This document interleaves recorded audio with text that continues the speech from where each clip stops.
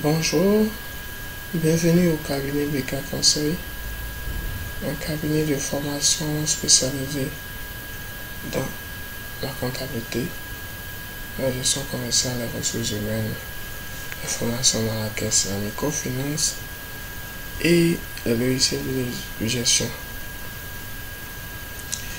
Nous avons démarré depuis une semaine un nouveau projet dans lequel nous partageons avec vous des tutoriels, des vidéos sur des formations que nous faisons, sur le contenu des formations que nous faisons, sur un certain nombre de modules. Et la première séance, nous avons commencé avec C100C comptabilité. Aujourd'hui, nous verrons un nouveau module. Nous allons démarrer avec un nouveau module qui est le logiciel Perfetto.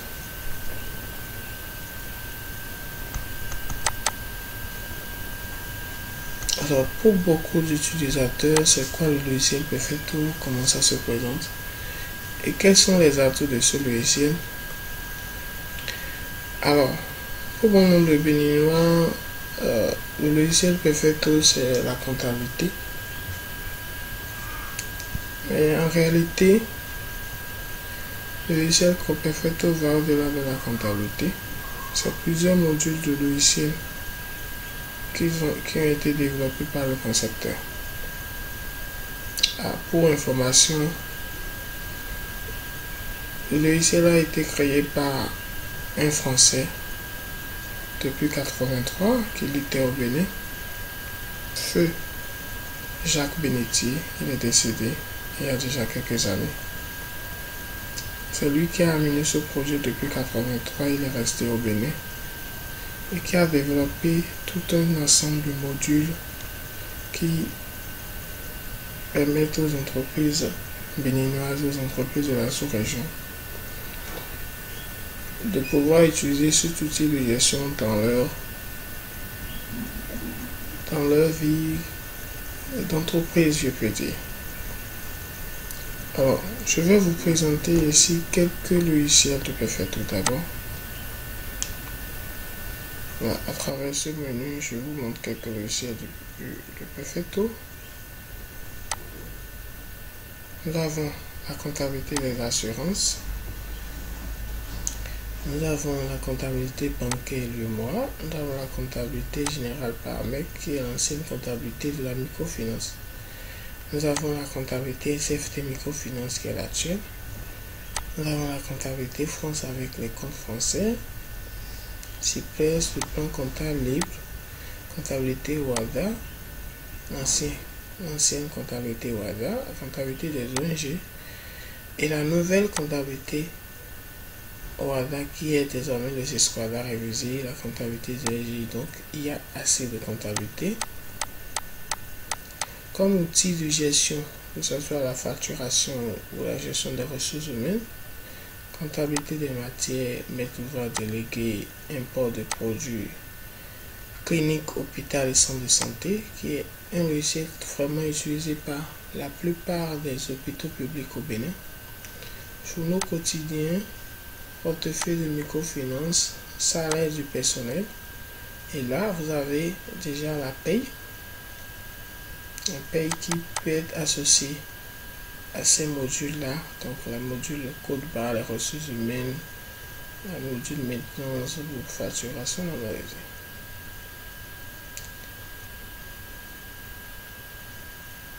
Nous avons le suivi de courrier qui est aussi intéressant, la pharmacie, le stock et facturation, le vente de produits pétroliers. Donc c'est un ensemble de logiciels adaptés à notre environnement économique et adaptés à la vie de nos entreprises qui ont été créées depuis 1983 et utilisées dans beaucoup d'entreprises au Bénin et dans la sous-région. Donc voilà ce que je peux vous dire brièvement par rapport au logiciel Perfetto. Alors nous allons démarrer ce module en commençant par le tout début. Le tout début, selon moi, les impératifs qu'il faut commencer par faire lorsque vous ouvrez un logiciel. c'est de créer ce qu'on appelle des utilisateurs. Pourquoi les utilisateurs? Parce que le logiciel est un outil de gestion qui a besoin d'être sécurisé, protégé, pour que des individus mal intentionnés ne sabotent pas tout le travail de toute une année ou tout le travail de toute une vie. Parce que à travers cet intégrateur que vous voyez, vous pouvez avoir des dizaines d'années, des dizaines de sociétés qui seront là à travers cet intégrateur. Et si vous ne sécurisez pas les accès utilisateurs, cela peut être nuisible à l'entreprise parce qu'un individu mal intentionné peut, avec un accès bien précis, supprimer l'ensemble des données qui se trouvent. Bien entendu que le logiciel a des possibilités de sauvegarde sur des disques externes et autres, ça existe. Possibilité de sauvegarde, nous verrons ça dans une autre vidéo. Mais cela n'empêche pas que vous-même vous soyez préventif et que vous limitez les accès que vous donnez à vos collaborateurs.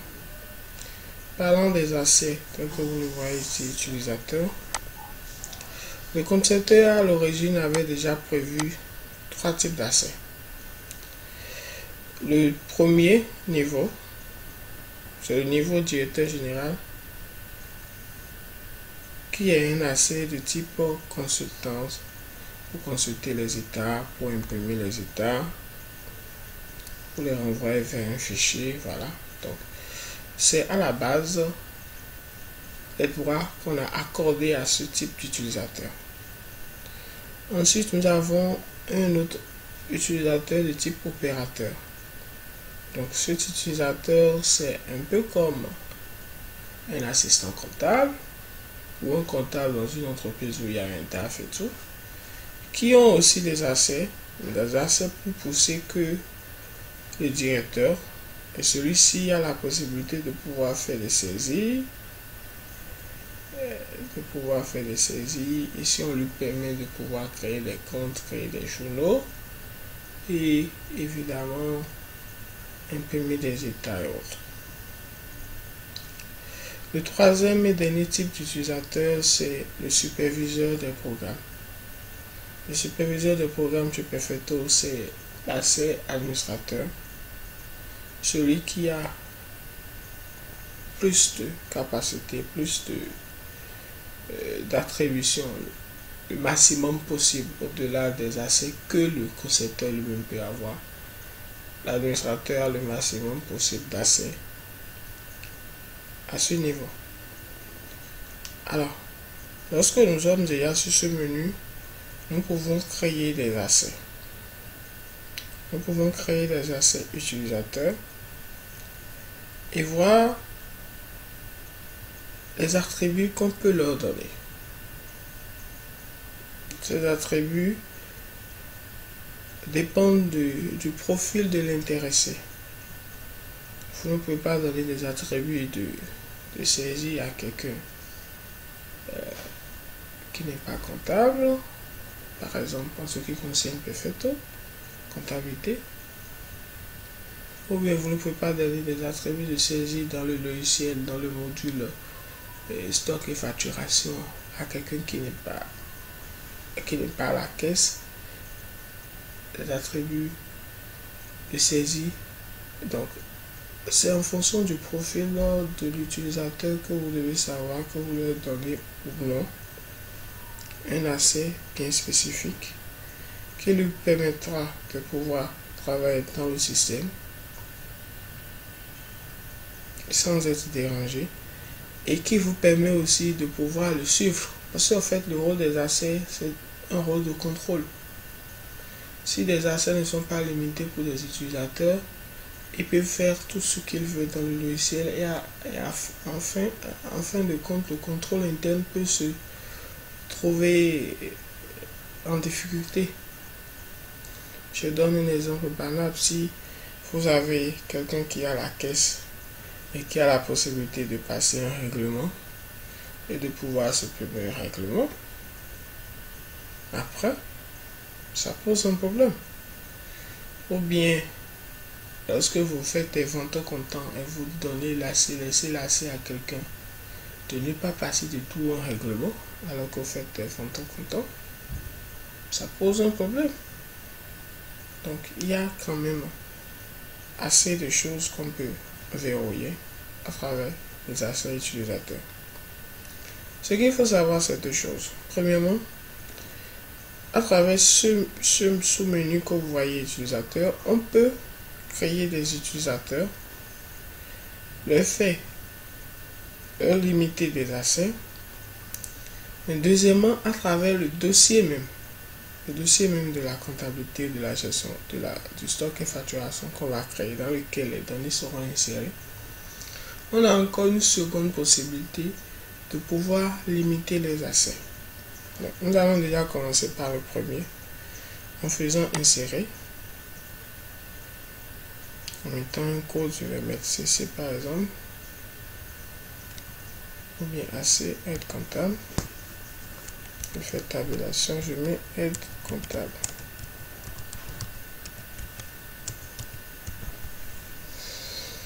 Donc, je sais une autre comptable, je le laisse sur le rôle opérateur de saisie.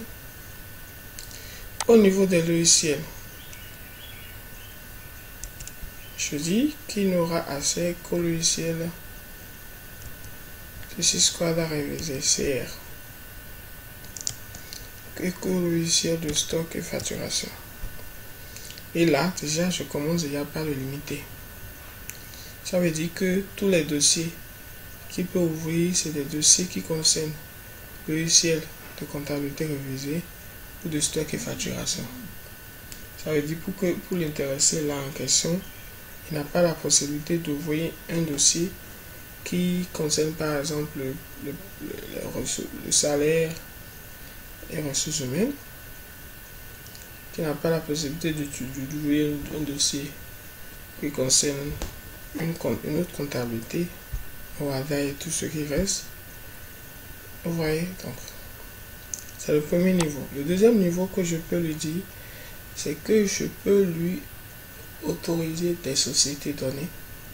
Donc, les sociétés pour lesquelles je lui donne l'autorisation, je mets ces codes de société là, les codes de création qu'on verra tout à l'heure quand on va créer le dossier.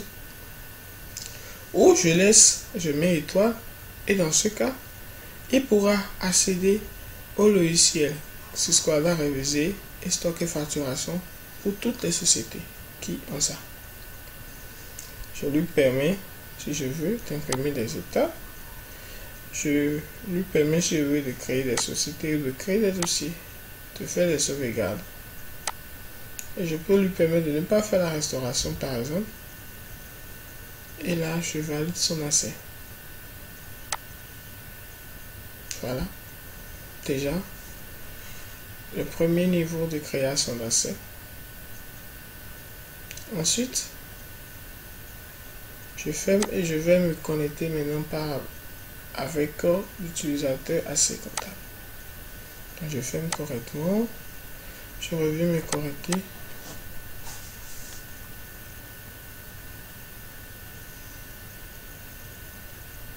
Et je mets AC là. Et je me connecte.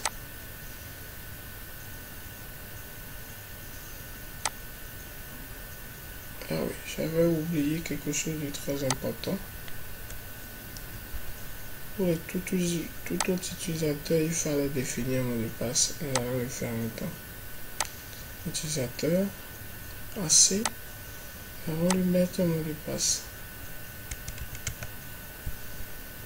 Je mets juste ça rapidement.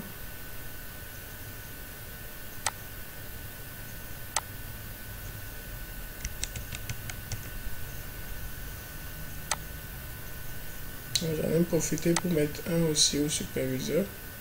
Alors j'ai mis 4 chiffres comme mot de passe, mais ça ne veut pas dire que vous êtes limité à 4 chiffres. Vous pouvez faire autant de chiffres que vous voulez. Mettre tous les caractères que vous voulez, ça ne génère personne. Donc je reviens. 1, 2, 3. Et là, je me suis connecté à nouveau avec AC. Donc, à partir de 0, ou bien que la société ROC. Société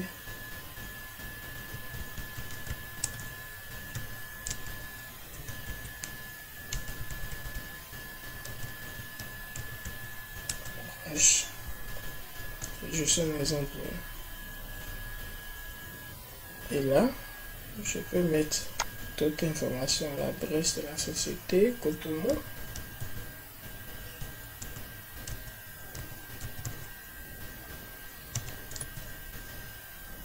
Fiduciaire. Exemple.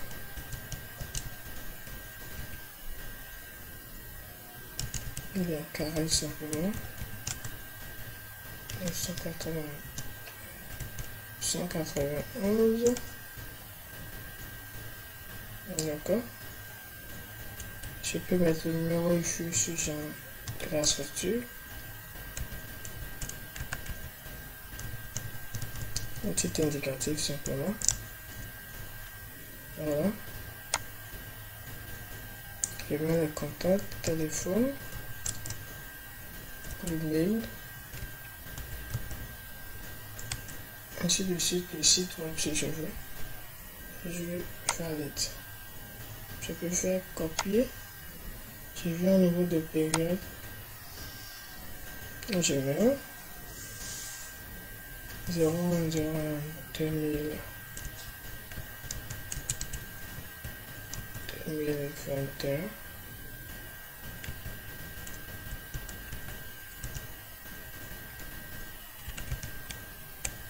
Au 31 2021. Et je valide ainsi. Là, je viens de créer mon dossier pour la toute première fois. Donc, c'est à travers ce dossier que nous allons poursuivre la formation au niveau de ce module. Ce qui est prévu pour ce premier module comme programme, c'est la création des utilisateurs, définir le rôle des utilisateurs, on a déjà fait, et parler aussi des comptes généraux, comment créer les comptes généraux, comment le logiciel fonctionne un peu brièvement. On fait ouverture du dossier. Ça va changer, ça va changer, ça va changer. Voilà.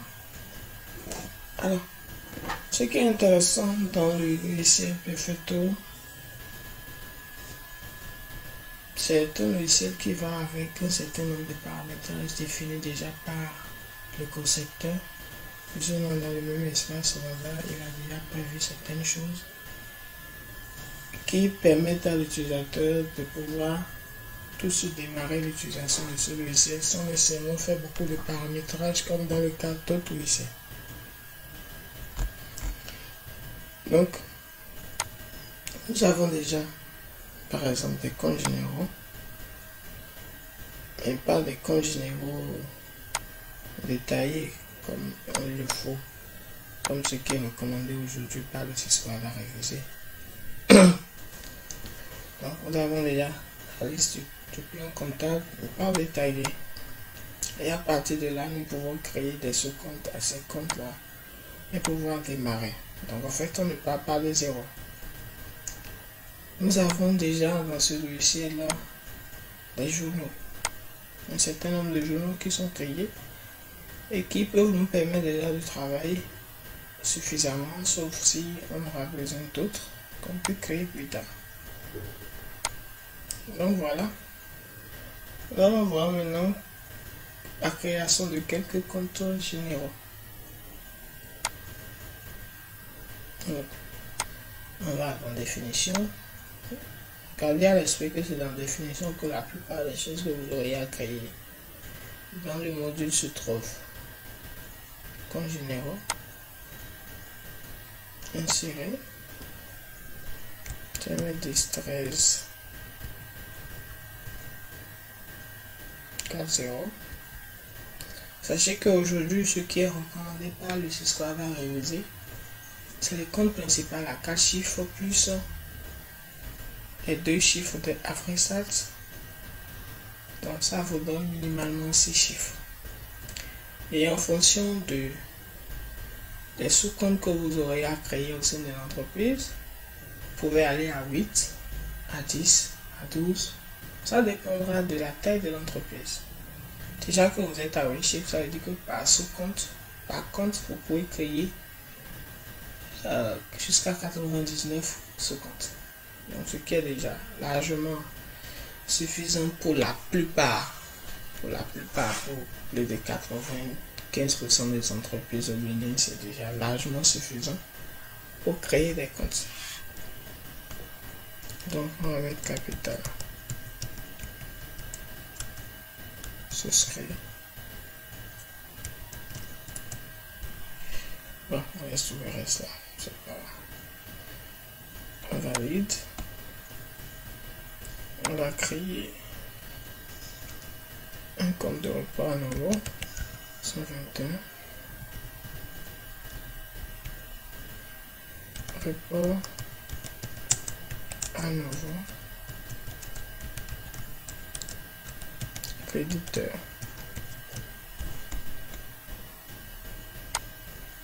On va faire insérer.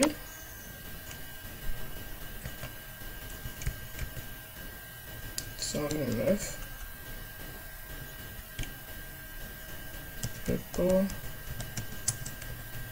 à nouveau.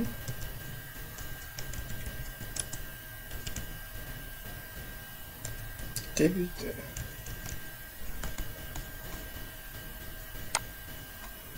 Voilà. On peut créer un compte banque. 52 11 2 3 4 banque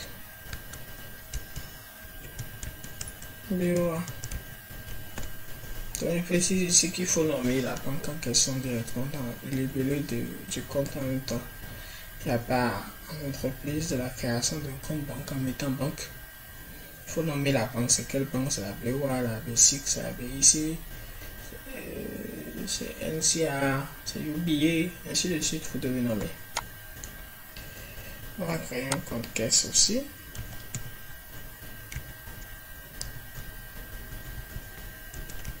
Caisse. Donc, au niveau de la caisse aussi, c'est en fonction du nombre de caisses que vous avez. Si l'entreprise a des années, c'est que vous avez plusieurs caisses dans plusieurs. Vous avez plusieurs caisses. Voilà.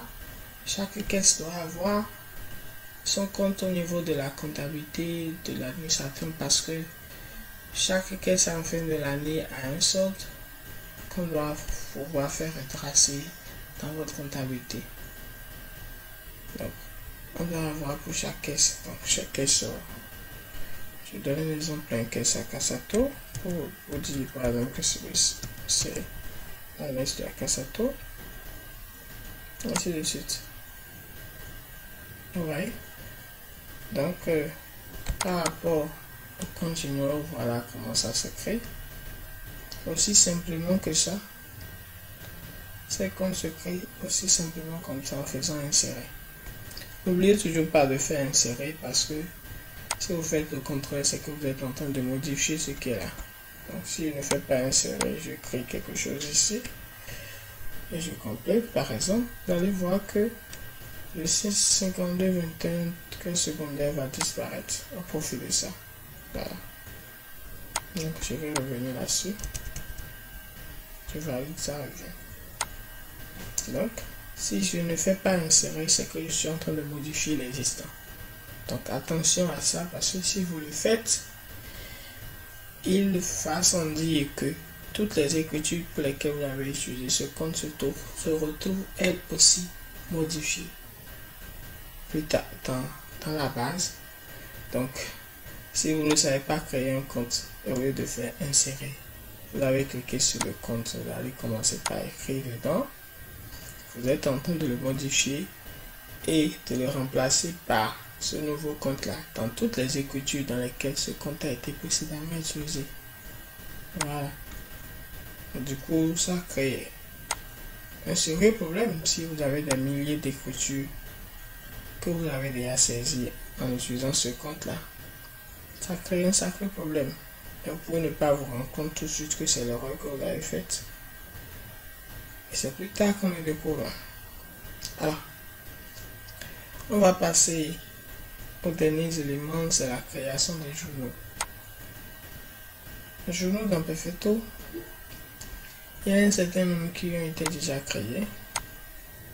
Cependant, nous allons créer 2 autres encore.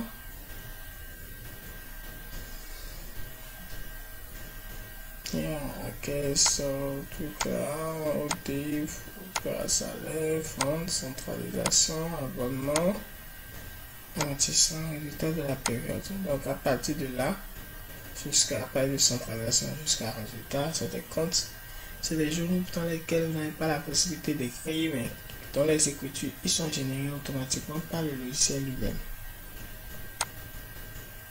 D'accord? Et ensuite, on va créer le tout premier. On va créer le compte banque BOA. On va créer BOA. Donc, code BOA. Encore. Africa. Opération courante. On peut laisser comme ça. On peut parcourir aussi un peu pour voir. On laisse ça sur opération courante. Compte autorisé. On met étoile. Cela va nous permettre de pouvoir utiliser tous les comptes dans ce journal. Sinon, si on ne met rien, on ne pourra pas utiliser un seul compte dans ce journal. Contrepartie automatique. On va revenir à notre compte qu'on avait créé, c'est-à-dire le 5211. On fait copier. Et on valide. Voilà, aussi simplement que ça. On vient de créer un journal banque. On va créer un journal fournisseur. Je vais mettre fournisseur. Je vais mettre toujours étoile ici.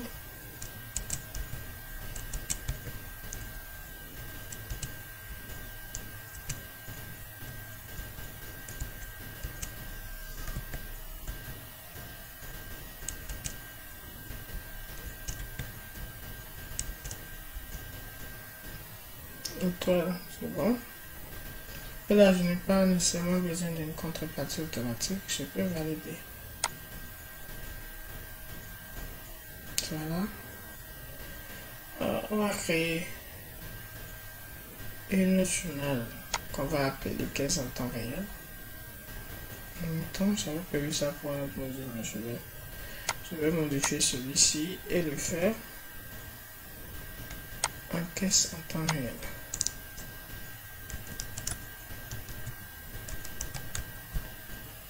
Caisse en temps réel, comme son nom l'indique, c'est un journal dans lequel vous pouvez passer les écritures au fur et à mesure que les opérations se font en même temps. Donc on change. On va mettre le compte de contrepartie, le 57, le tape 57 là. 57. On va à la caisse, on fait copier. Et on valide. Voilà, nous sommes au thème de cette première vidéo. Je vous remercie pour votre attention. Le cabinet est toujours ouvert pour des formations sur ces différents modules que nous pouvons vous présenter et dans bien d'autres modules que vous verrez sur notre page Facebook Publica Conseil.